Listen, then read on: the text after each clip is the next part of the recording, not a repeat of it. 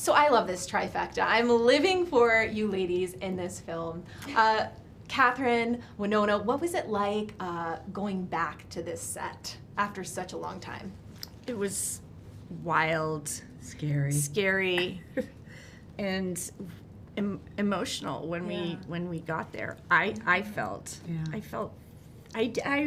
think I realized that I didn't realize in the first one, at least not consciously, like how much heart there is in this, you know, and it was emotional. Yeah, it was beautiful.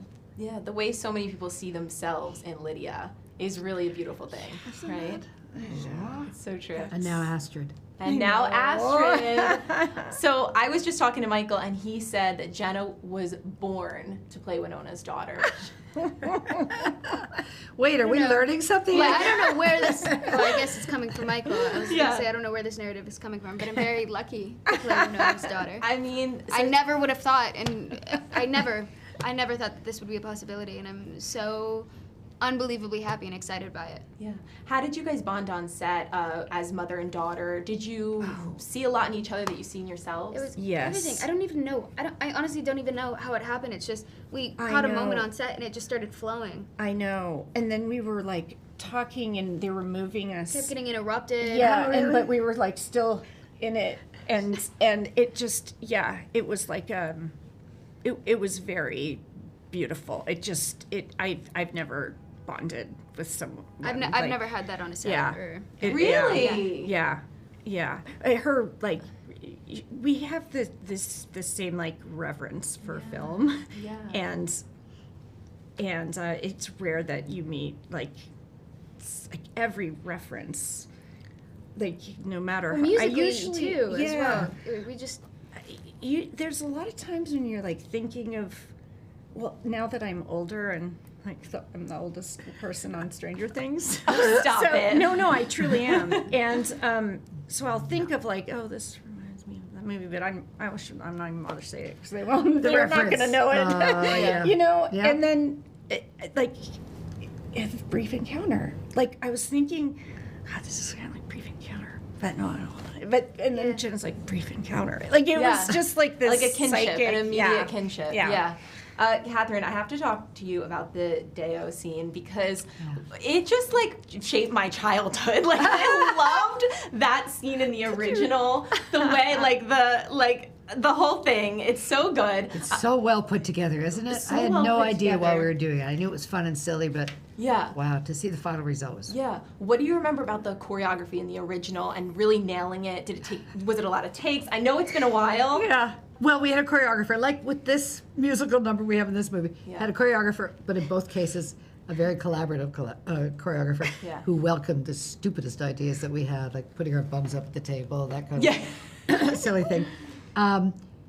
But I think we shot for like 12 hours or something, I don't know, a couple of days, and it was just funny to look around at the people at the table and see what they were doing to themselves and with each other. It was really fun, but I had no idea it would turn into that. But also we had, the thing I always tell people is about we had shrimp cocktails that attacked our faces at one point. Yeah. And because, and the same with this movie, in-camera effects, live effects, watching these great effects people do this stuff in front of you on set.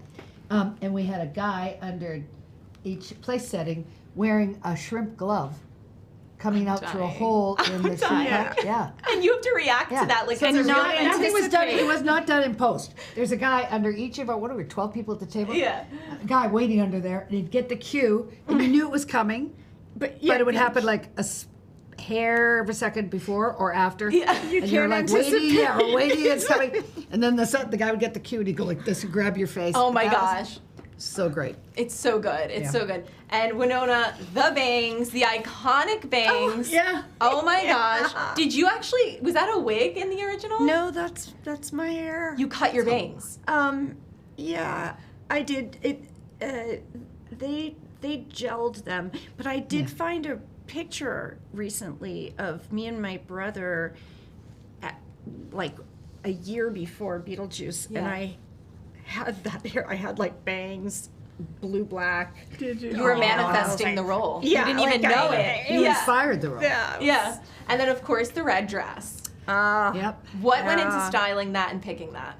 Well, I didn't have anything to do with. I mean, that was just. Colleen? Yeah. Oh, no, Aggie Rogers. Aggie Rogers. Rogers. And Jenna, of course, you get, without giving too much away, you get a bridal dress moment in this movie as well.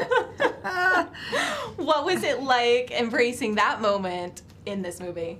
Oh, I mean, well, everything. But I just loved the image of all three of us together with like these ridiculous, huge, oversized gowns that were, different colors. It looked bizarre. Lined up in the church. Just like this itchy material every day showing up and being like, man, what are we making? I was just glad that I wasn't the only one left out. Oh, no. Yeah. After this experience working with these amazing ladies, what do you admire about them? Oh, no, don't do that. No, make her talk about us, please. No, don't feel like you have to. But I do feel compelled because they have been so unbelievably generous and nice. You can cover your ears if you want, but I'm gonna go. Truly, no, I love them. I really do. I was so familiar with Catherine's work all my life. Winona the same. Some of my favorite films are things that they were a part of and contributed to.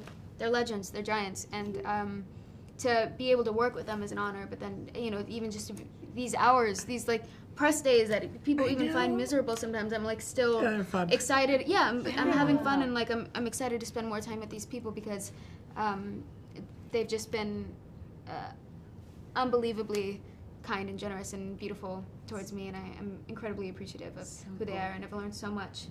So much. Jenna, what's the movie you're in that I saw on an airplane about a school shooting? What's it called? The Fallout. Did you see it? Yeah, okay. that's the one I was talking about. Okay, people have to see that movie. She's so amazing. good. Oh my God! I wrote her name down. Before you knew her. Before you knew Jenna. That movie. Oh, it's so raw and real. Really, you're amazing. Yeah. So well Amazing. done. You're Thanks. really, really As the beautiful. director, first-time writer-director, making Fabulous. Sheesh. Incredible. Yeah. And finally, The Fallout. The Fallout. Yeah. Michael Keaton geniusly recreates this role again. Yeah. I mean, how would you guys describe this version of Michael Keaton as Beetlejuice the second time around? He's grown so much. So sensitive. Really. It's all about others now. Yeah, intense. Used to be about himself, but belonging. I know. Just finding his place in the afterlife. Really. hasn't aged. Not Was always dead. Was always. That sounds like Moira. She would say something Was like, always dead. Help me!